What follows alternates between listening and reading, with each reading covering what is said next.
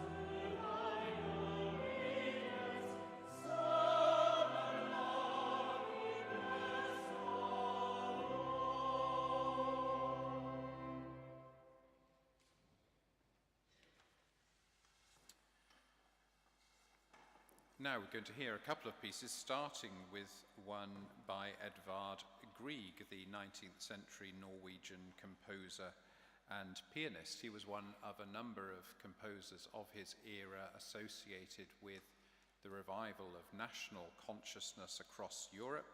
You may be familiar with Sibelius in Finland, Smetana in Bohemia, and Edvard Grieg was very much an upholder of Norwegian identity and proud to live to see the independence of Norway from Sweden. There is a bit of a paradox, though, about his theological outlook, because he was a Unitarian. He actually had ancestors who traced their heritage back to Scotland. But despite being a Unitarian, this piece, as you'll quickly notice, it has a very strongly Roman Catholic flavour. It cites the old tradition of Mary as Star of the Sea. You may know the story about the Protestant who went to heaven and saw Jesus at the pearly gates, and Jesus said, turning to the woman on his right, I don't believe you've met my mother. So that would be a story that would apply quite appropriately to Edvard Grieg, and we'll enjoy his very Catholic piece coming from a Unitarian background in just a moment. And then we're going to hear Imogen Holst's Hymn to Christ. This is a piece written by John Donne in the 17th century, very much of the view, rather like the piece we just sung from Mrs. C.F. Alexander, you can't find the true love of Christ until you love him more than you love anyone in the world. And this marks a transition in John Donne's thinking. If you're familiar with his poetry, you'll recognize from where his poetry is romantic and erotic and very much focused on the true love of a woman, and where he then, in the next period of his writing, transcends those desires and talks about his true loyalty in his love towards Christ. Imogen Holst, the daughter of the composer Gustav Holst, much of her work unpublished and underregarded, but nonetheless one of the great women composers of the 20th century in this country. Let's enjoy these two pieces now.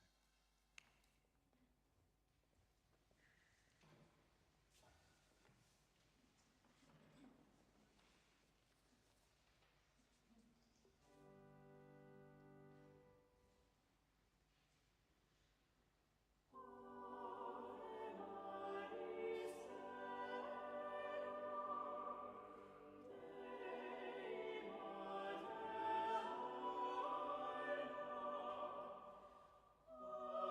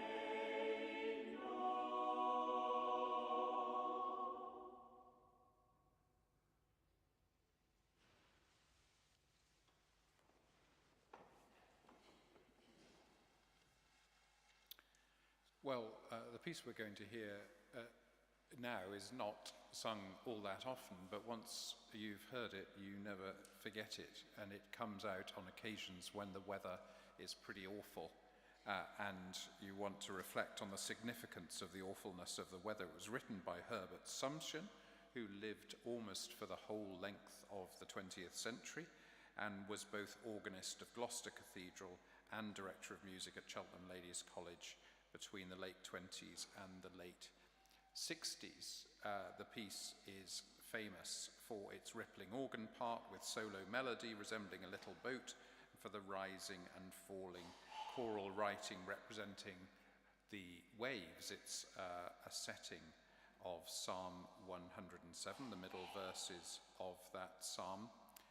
And the words are, if you read the words carefully, I'm not going to read all the words to you now, but they very much follow the pattern of the calming of the storm story in the Synoptic Gospels. If you read that story closely, and then if you follow back into Psalm 107, you can see how the Gospel writers have crafted that story very much around the words of Psalm 107.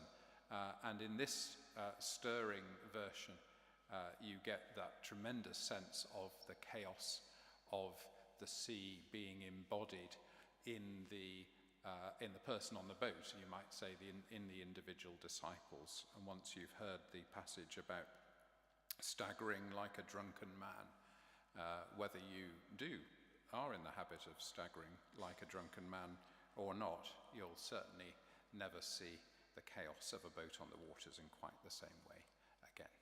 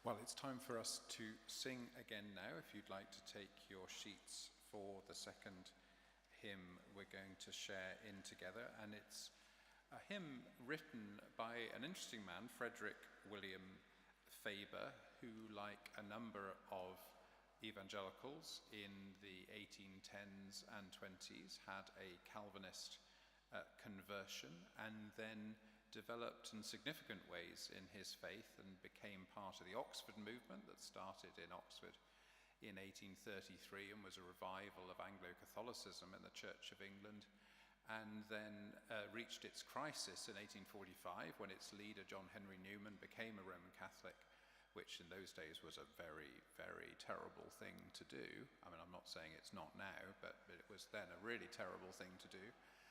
And then there was a great division in the movement between those who, like Newman, became Roman Catholics and those who continued in the Church of England and fostered the revival, the Catholic revival in the Church of England, which has affected so many things, not least the fact that we wear vestments and celebrate Holy Communion every Sunday and have candles on the altar and use a word like altar, for example.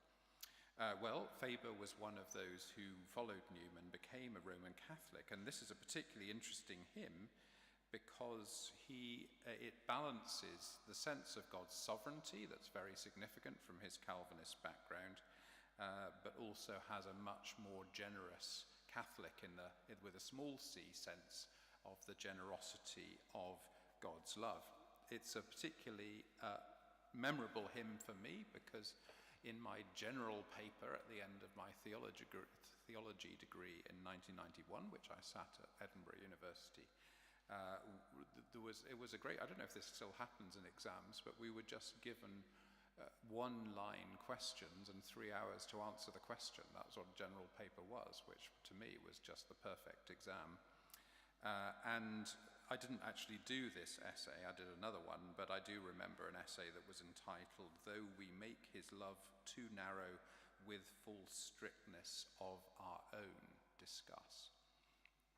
So every time I sing this hymn, I think back to that general paper and studying theology in Edinburgh. And of course, that sense of a strictness, a zeal that God would not own, the way particularly the Calvinist tradition, obviously represented very strongly by the Church of Scotland and the Free Church of Scotland, had a habit, and we're going back to the 1990s now, when that habit was even stronger, of magnifying God's strictness with a zeal God would not own. So let's enjoy the complexity of this hymn, based of course about the breadth of the sea as an analogy for the breadth of God's mercy. We remain seated, the voices stand and lead us as we sing "There's a Wideness in God's Mercy." Praise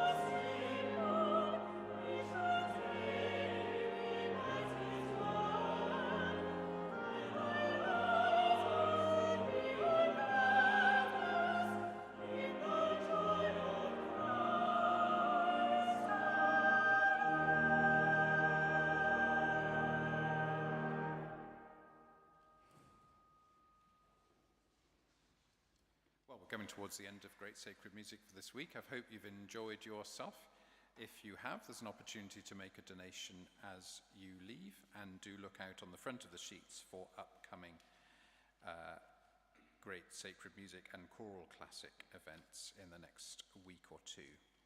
We're going to finish with one more metaphor in which the sea is significant in Christian theology and in related music making, and that is the elegiac sense in which crossing the sea is a sense of crossing over from life into death. Crossing the Bar is an 1889 poem by Alfred Lord Tennyson. Has a tone of finality, and the narrator uses an extended metaphor to compare death with crossing the sandbar between the river of life with its outgoing flood and the ocean that lies beyond death, the boundless deep to which we return. The pilot is a metaphor for God, whom the speaker hopes to meet face to face. Tennyson said these words about this poem: "The pilot has been on board all the while, but in the dark I have not seen him. He is that divine and unseen who is always guiding us." Thanks for joining us.